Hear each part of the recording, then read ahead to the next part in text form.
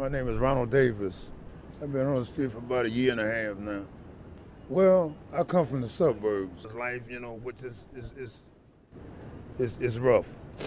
And I done slept in Lower Wacker, I done slept on the bridges, I done slept in little cardboard boxes and stuff, just surviving, especially in the wintertime is the hardest time.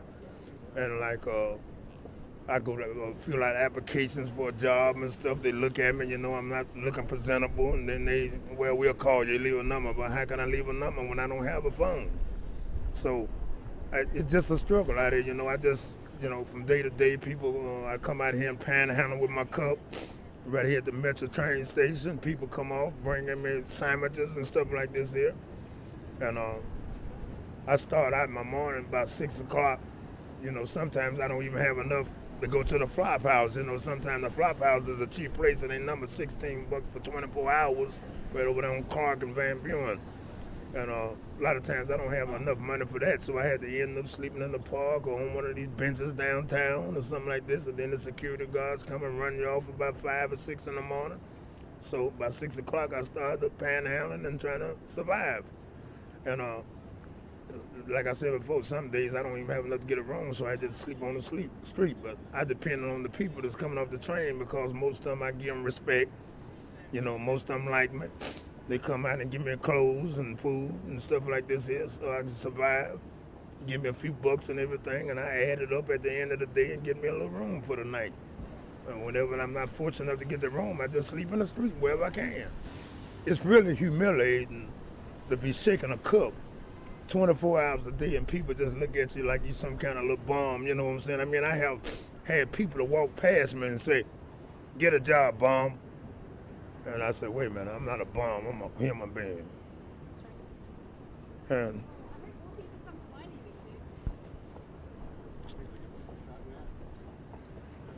it's hard.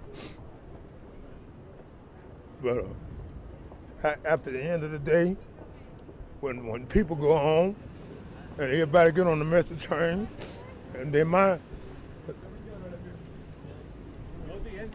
I just feel so bad that I can't be going home. I'm sorry.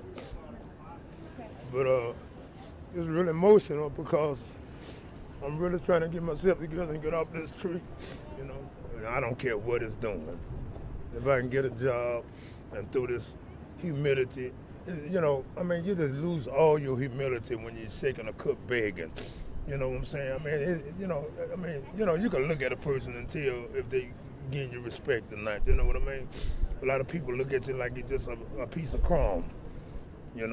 I had one guy walk past me and talked about me so bad, and then I just looked at him. I said, "God bless you, sir." He walked past and went down the street, come right back. And he said, "You know what, man, I had a bad day." He said, "I'm sorry for even calling you that." He said, "Because I know you're a human being." He said, "Would you accept my apology?" I said, "Apology accepted." He went in his pocket and gave me $30 and said, "Go get you a room and get you something to eat." You know what I mean? No matter what people think about me, I know I'm a human first. And just because I'm down on my luck, don't give nobody no excuse to call me no bum. Because I'm not. The story behind a photograph that made its way around the world today, showing something small but infinite, the power of one random act of kindness. ABC's Dan Harris on the policeman and the man who had no shoes.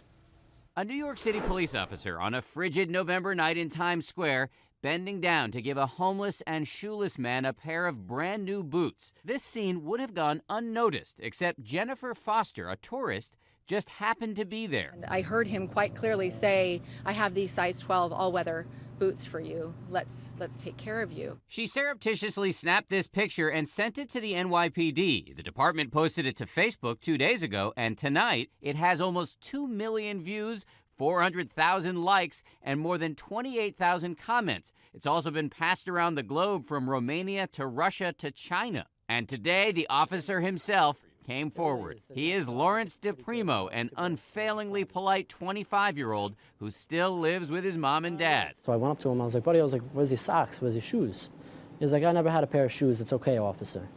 I said, but God bless you. So I knew right then I needed to help him. When you presented him with the boots, what was his reaction? He couldn't believe it. He's like, this is too much, officer. You know, he's like, God bless you and be safe and everything. And like I said, it was almost like you just gave him $1 million. Officer DePrimo doesn't know anything about the man he helped or what's become of him, but he keeps the receipt for the $75 he spent on those boots in his bulletproof vest, a reminder for all of us about the pervasiveness of need and the potential for compassion. Dan Harris, ABC News, New York. I was in New York City to film a video with my good friend Brandon. He owns a clothing company called Thread Society. It's starting to get cold, so we wanted to do a video where we clothe the homeless to help keep them warm during the winter. While filming, we ran into a 53-year-old homeless man named Yaroslav. Where are you from?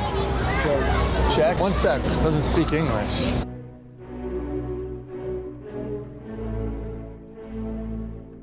Говорили уже 10 лет.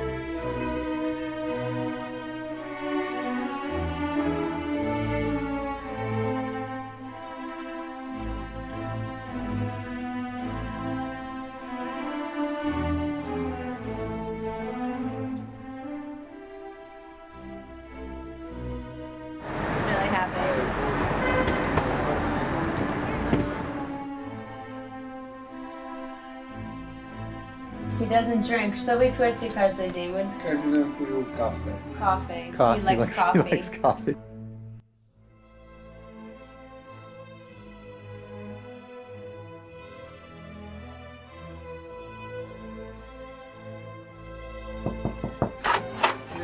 We got your flight.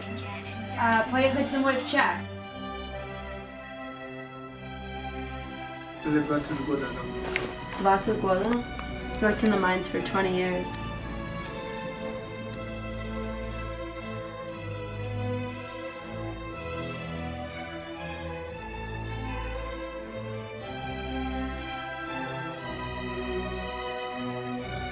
He was at the bus terminal in New York and he fell asleep. He was charging his phone and when he woke up his phone and like everything was gone.